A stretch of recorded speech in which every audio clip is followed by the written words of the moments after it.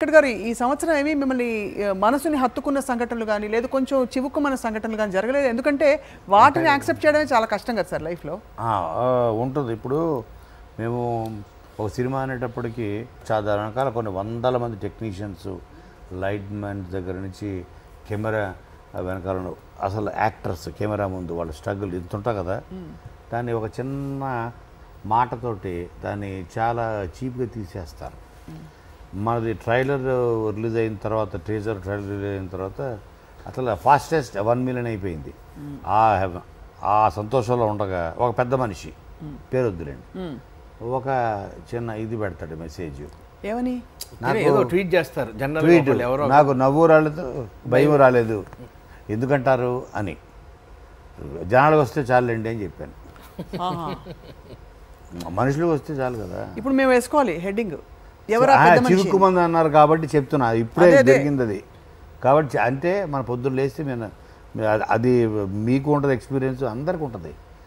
మనల్ని ఏదో ఒకటి విషయంలో మనకి విసుగొస్తుంది, కోపం వస్తుంది, మనకి హ్యాపీనెస్ ఇచ్చేవాళ్ళు ఉంటారు, అన్నీ ఉంటాయి. ఎవ్రీ డే ఉగాదే మనకి, ప్రతిరోజు ఉగాదే. సో ఈరోజు అంతా ఎంత ఉల్లాసంగా ఉన్నాను, ఎంత ఉత్సాహంగా ఉన్నాను అని చెప్పడానికి లేదు. అంత హ్యాపీగా ఉన్న రోజులో హెయిర్ డ్రెస్సర్ చెడగొడతాడు పాపని, ఇంకా చూడాలి, ఇక రోస మళ్ళీ ఓం ఓం శాంతి శాంతి కాదు. మీరు ఇక్కడ ఉన్న వాళ్ళందరూ అబ్బాయిలు కాబట్టి నేను మీతో మీరు నా కనెక్ట్ అవ్వగలరు కాబట్టి నేను అడుగుతున్నాను. తప్పకుండా ఒక మంచి డే, ఇది చాలా స్పెషల్ షూట్ అనుకున్నప్పుడు మీరు హెయిర్ డ్రెస్సింగ్ సెట్ చేయకపోతే మీకు ఎలా ఉంటుంది? సాడ్ గా ఉంటుంది. అదే అంటారు పాప, నాకు సాడ్ గా ఉంటుంది, చూసే వాళ్ళకి డెఫినెట్ గా సాడ్ గా ఉంటుంది. అయ్యో కొంచెం సరిగా రెడీ చేయాల్సింది పాప మీ అమ్మాయిని. ప్రతిరోజు ఉగాది చూసారా సార్ ఎంత ఇంటెలిజెంట్, చూసారా ఈ అమ్మాయిని అనంది.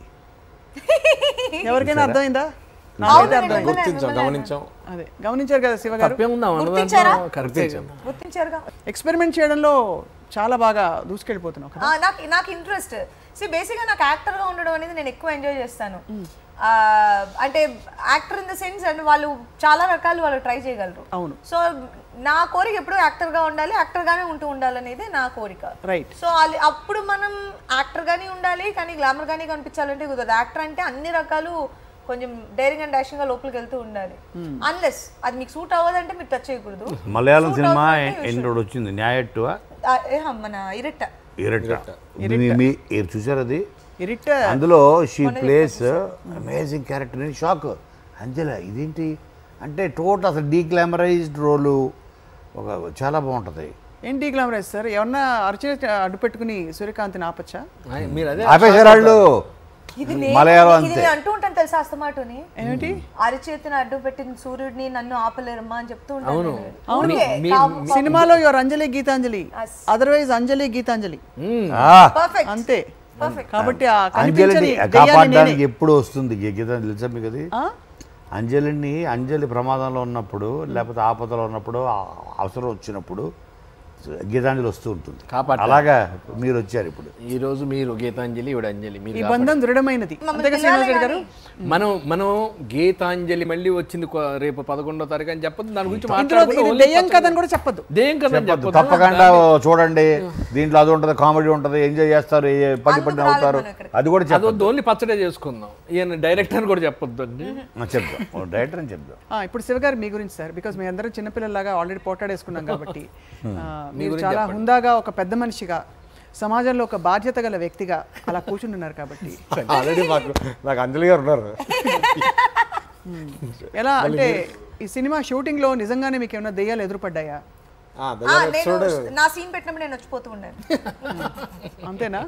అలా కాకుండా వేరే ఇతర దయ్యాలు కూడా చెప్పండి. అంటే ఆ బిల్డింగ్ లో మేము ఎక్కడైతే షూట్ చేసామో అక్కడ వెళ్ళగానే ఫస్ట్ 1 వీక్ తర్వాత ఒక్కొక్కరుగా సిక్ అవ్వడం, అందరికీ జ్వరాలు, నేను బాగా సిక్కా, కాళ్ళు లాగుతున్నాయి. ఏంటిది అంటే సీన్ వచ్చి అన్న ఒకసారి ఎందుకైనా మంచిది ఒక పూజ చేయిద్దాం అన్న ఇక్కడ అని రాజేష్ని తీసుకొచ్చి పొల్లి మీద అని అలా పాకిపోయి మొత్తం సెట్ అంతా పాకిపోయింది.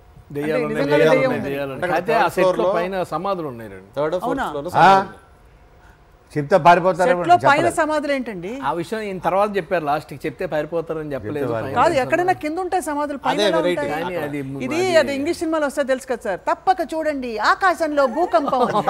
అలా ఉంది. ఫస్ట్ ఫ్లోర్ లో సమాధులు. అదే నాకు అర్థం కాల కాన్సెప్ట్. ఫస్ట్ ఫ్లోర్ లో సమాధులు ఎలా ఉంటాయి? 100 years బ్యాక్ అది బిల్డింగ్ అబండెంట్, అది మేము తీసుకొని చేసాము. ఉదయాలకొంబ తర్వాత తెలిసింది పైన మాకు సమాధులు ఉన్నాయని. అది నాకు స్లోగా వచ్చి చెప్పాడు ఆ ఓనరు, పెద్ద మనిషి, నువ్వు ఎవరికి ఎవరు సైలెంట్గా ఉన్నాను, అది తెలిస్తే పారిపోతారని. వీళ్ళు ఆ పైకి మాత్రం వెళ్తాను, పైకి వెళ్తానే వాడు, లేదండి అక్కడ మేము వెళ్ళాలి, అక్కడ బాగుంటుంది, థర్డ్ ఫ్లోర్కి వెళ్దాం అక్కడ ఒకడు కాపలా నుంచునేవాడు. ఇదేంటి అంటే పెద్దగా చెప్పాడు, ఏమనుకో సార్ పైన సమాధులు వెనకాల ఆర్ఆర్ నేను చెప్తా, డుమ్ డుమ్ డుమ్ డుమ్, అదే లేదు, మాకు ఒక ఆర్ఆర్ ఉంది. ఏంటది? గీతాంజలి. ఎలా ఉంటుంది? లాస్ట్ ఏంటది? టీజర్ కి వేసాం.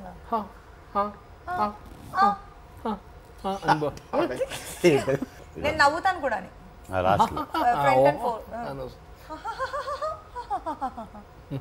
అదా అంటే సరిగమల గీతాంజలి అనమాట. అక్కడ వరకు వెళ్ళి మళ్ళీ రిటర్న్ వచ్చేయాలి ఇంటికి. సరిగ పదస సదపగరీస అనమాట, అంతేనా? అంతే. ఇప్పుడు శివగారు మీరు పాట పాడాలి, మీ సినిమాలోని పాటే పాడాలి. మీరు గాయకులు, మీ బాడీ లాంగ్వేజ్ చూస్తే అర్థమైపోతుంది తప్పకుండా అద్భుతమైన డాన్సర్ అయి ఉంటారని చెప్పి నేను నా పరిశోధనలో తెలిసింది ఏంటంటే మీరు కొరియోగ్రాఫర్ కూడా అని. పండి రెంట్కి డబ్బు లేదు పడండి, అది పడట్లేదు.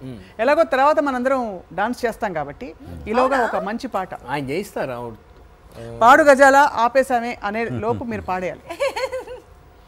రెంట్కి డబ్బు లేదు, స్నానానికి సబ్బు లేదు, సాయంకాలం పబ్బు లేదు, అయినా తగ్గేది లేదు, సింగిల్ చాయ్ లేదు, సిగరెట్ పఫ్ లేదు, లేదు, సపాటు లేదులే, ఏదో పాట పాడు బ్రదర్. రాజధాని సినిమా వాళ్ళ కష్టాలకి హద్దు పద్దు లేనే లేదు బ్రదరు, ఒక్క ఛాన్స్ కోసం కాలా వెళ్ళ పడిపోతుంటాం బ్రదర్. మా సినిమా వాళ్ళ కష్టాలు ఆ దాంట్లో ఉంటాయి, ఫస్ట్ పాట అది. ఈ పాట ఎక్కడో విన్నట్టుందండి నాకు, ఆకలి రాజ్యం అనే సినిమాలో ఇలాంటి పాట వచ్చిందా? అదేం దాంట్లో దాని నుంచి ఇన్స్పైర్ అయ్యే కష్టాల గురించి వాళ్ళు మాడతారు బ్యాచిలర్స్. సాపాటు ఎటు లేదు పాటైనా పాడు బ్రదర్, రాజధాని నగరంలో వీధి వీధి వీధి నాదే బ్రదర్, స్వతంత్ర దేశంలో చావు కూడా పెళ్లి లాంటిదే బ్రదర్. అదే కదా, ఇన్స్పైర్డ్ బై దట్. అసలు అదర్స్ మంచి ప్రవీణ్ లక్రాజ్ గారు అని బాగా కంపోజ్ చేశారు, మా మ్యూజిక్ డైరెక్టర్.